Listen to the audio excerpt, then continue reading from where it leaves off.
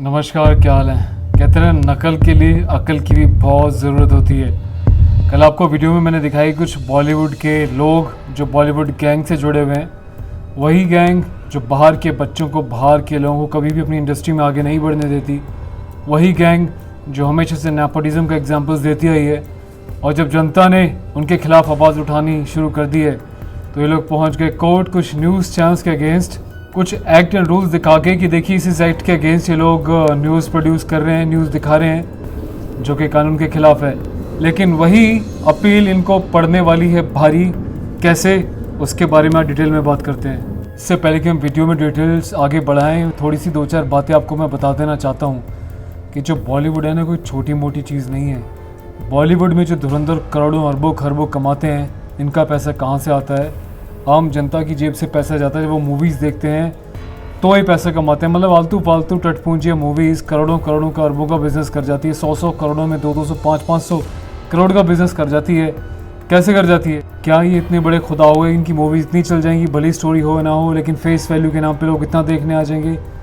इनकी जो पब्लिसिटी वाली टीम है, इनको जो हमेशा बढ़ा चढ़ा के बहुत दिखाती है, ये फलाने भाईजान, ये ढिमकाने भाईजान, ये वो, ये अक्षय कुमार, XYZ, मतलब जो भी है, इन लोगों के पीछे बहुत बड़ा हाथ होता है मीडिया का।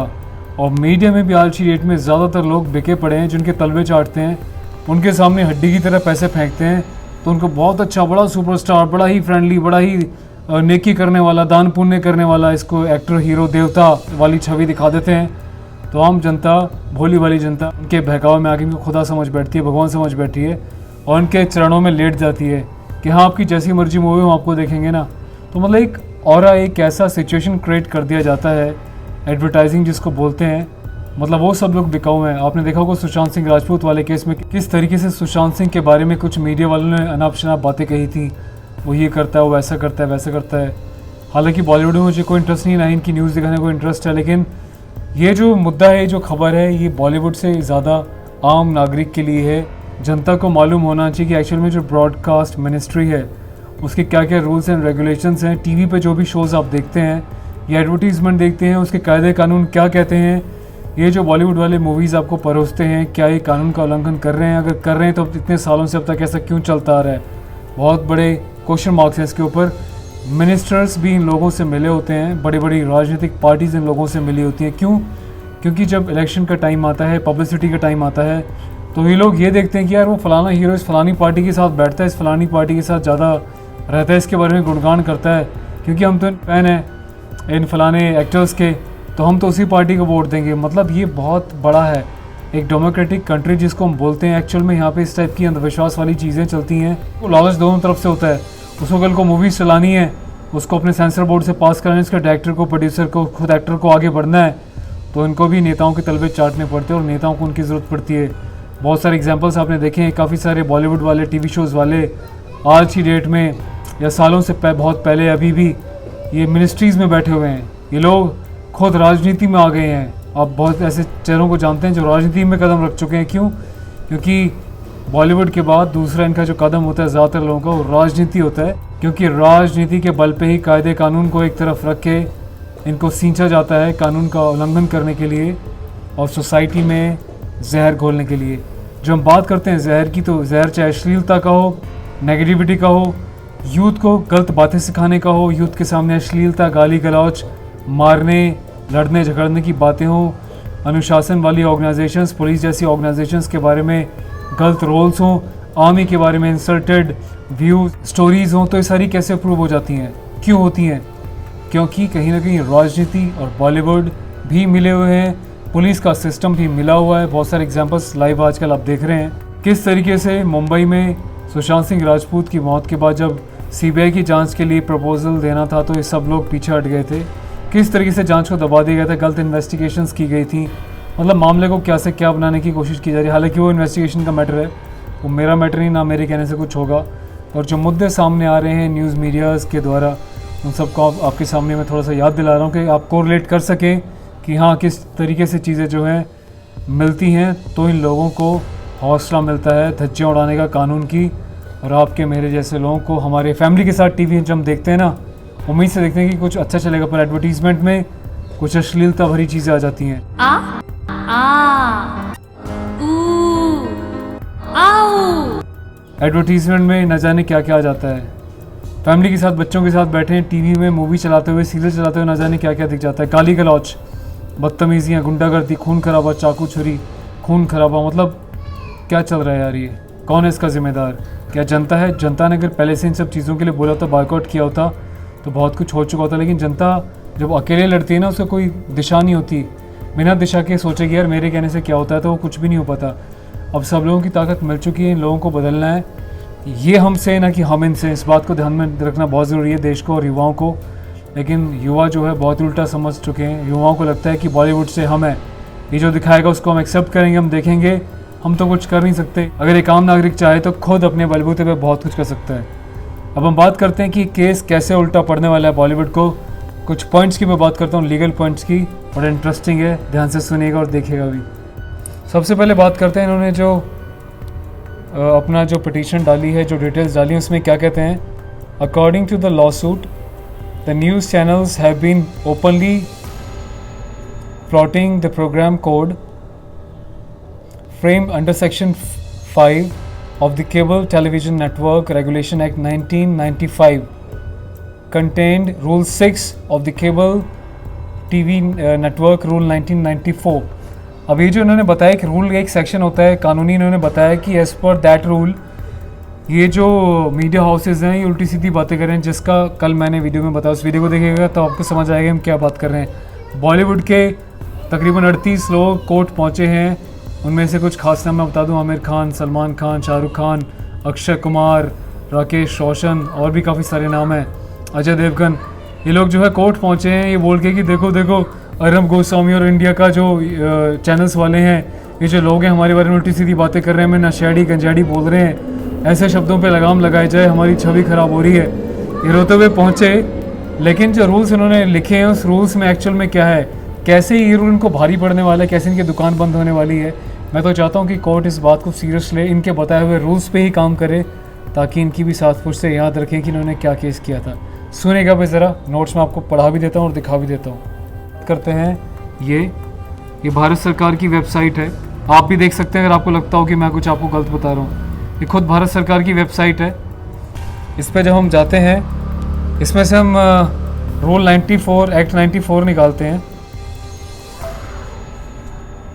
तो इसमें है रूल्स। अगर मैं आपको दिखाऊं तो ये बहुत बड़ा पेज है, बहुत सारे रूल्स हैं, रेगुलेशंस हैं। मैं आपको मेन बातें बता देता हूं इसमें एक बारी।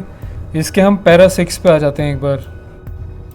तो 6 पॉइंट में जो है एक कॉलम है offence against good taste of decency, उसके बाद है contains criticism of friendly countries. उसके अलावा और भी बहुत सारे पॉइंट्स हैं जो आपको एक एक करके मैं अभी बताने वाला हूँ और पढ़ाने वाला हूँ। इसमें एक सी जो पार्ट है वो कहता है कंटेन्स अटैक ऑन रिलीजन्स और कम्युनिटीज और विजुअल और word contempt of religious group और विच प्रमोट कम्युनल एटीट्यूड्स।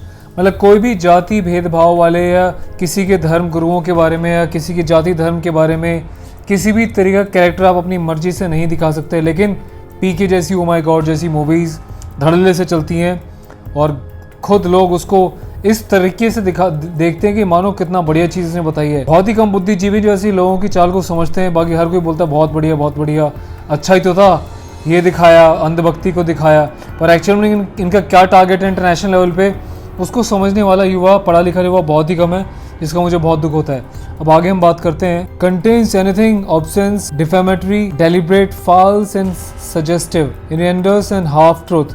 मतलब किसी भी मूवी में या टीवी शो में कोई भी आधी अधूरी सत्य, आधा अधूरा जो है झूठ ये नहीं दिखाना, या तो बिल्कुल जो है सत्य घटनाओं के ऊपर सत्य गाथाएं दिखाई, सत्य बातें दिखाई, चाहे वो न्यूज़ हो या फिर कोई प्रोग्राम हो। जब बात ही एंटरटेनमेंट प्रोग्राम्स की, तो एंटरटेनमेंट प्रोग्राम के नाम पे जो स्क्रिप्टेड होते हैं, जिनका रियल लाइफ से कोई लेना देना नहीं होता, अगर वो दिखाने हैं तो उसके ऊपर उनको बहुत सारी चीज़ों का ध्यान रखना, जैसे अश्लीलता नहीं होना चाहिए, जाति धर्म के बारे में कुछ नहीं होना चाहिए, और वो सभी पॉइंट जो मैं बता रहा हूँ। लेकिन मूवीज़ में जो पॉइंट बताए गए हैं एंटरटेनमेंट के नाम पे, सारी चीज़ें धड़ल्ले से मिक्स कर रखी हैं जो भी इसमें मना करी गई हैं। जाति धर्म के बारे में भड़काना, इसमें ये भी पॉइंट इंटरेस्टिंग मैं आपको बता दूं ज़रा। Contains anything affected in integrity of the nation, देश के बारे में कोई भी ऐसी चीज़ जो इंटीग्रिटी को आहत पहुंचाती है वो नहीं होनी चाहिए, पर फिर भी बहुत सारी ऐसी चीज़ें दिखाई जाती हैं।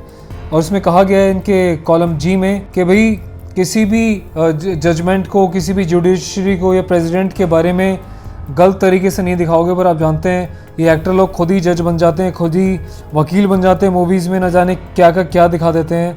इनके ऊपर तो भाई कोई लगाम नहीं है, ये तो धड़ल्ले से ऐसे ही चल रहे हैं। तो कौन है इसका जिम्मेदार? आगे इसमें एक पार्ट है जो कहता है कि किसी भी मूवी मेकर को या प्रोग्राम जो भी बनाता है, टीवी शोज़, किसी को भी अंध विश्वास दिखाने का कोई अधिकार नहीं है, लॉ के अगेंस्ट है। पर आए दिन ये भूतिया मूवीज़ चलती हैं, इस टाइप की अजीबोगरीब चीज़ें चलती हैं। स्टीव हॉफ मुझे याद आ गया, सुशांत सिंह राजपूत के मामले में उसने भी बड़ा ड्रामा किया था। कुछ बातें देखो, काफ़ी लोगों ने बोला वो झूठ है, कुछ ने कुछ क्लिप्स दिखाई हैं, लेकिन वो दावा करता है सब चीज़ें मैनिपुलेट करी गई हैं, भगवान जाने कौन सच है कौन झूठ है। पर अभी तक तो मुझे लगता है कि हाँ भाई, कहीं ना कहीं उसने शायद गलती करी होगी। एनीवेज आगे बढ़ते हैं।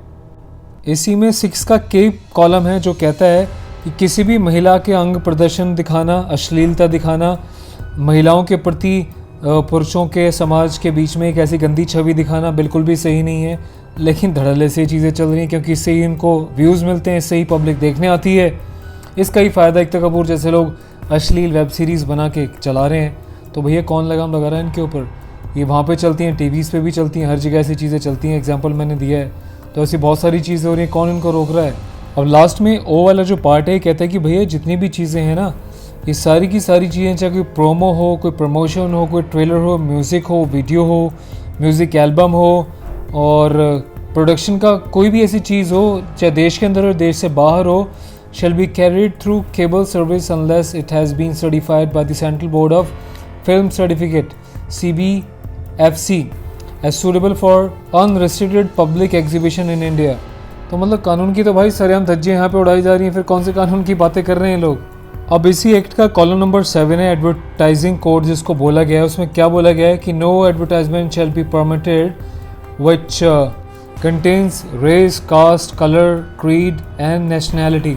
तो भैया हर एक फेयर एंड लवली की एड में काले से गोरा हो जाओगे, ये खा के मोटे से पतले हो जाओगे, फलाना ढिमकाना तेल, पाकिस्तानी जापानी तेल। भाई तुम सारी डिस्क्रिमिनेशन तो दिखा रहे हो खुल के एडवर्टीजमेंट में, फिर बेवकूफ़ बना रहे हो। तो भाई आप क्या कहते हो बताना ज़रूर। बड़ा समय लेके आपके लिए ऐसी इन्फॉर्मेटिव चीज़ें लगाता हूँ, दिखाता हूँ, वीडियोज़ बनाता हूँ, और उम्मीद करता हूँ कि प्रोत्साहन बढ़ाने के लिए आगे और ऐसे वीडियोज़ बनाने के लिए अपना प्यार बनाते रहिएगा। पहली बात तो कमेंट करके अपनी राय ज़रूर दीजिएगा, दोस्तों के साथ वीडियोस को शेयर कीजिएगा, उनको भी जागरूक कीजिएगा।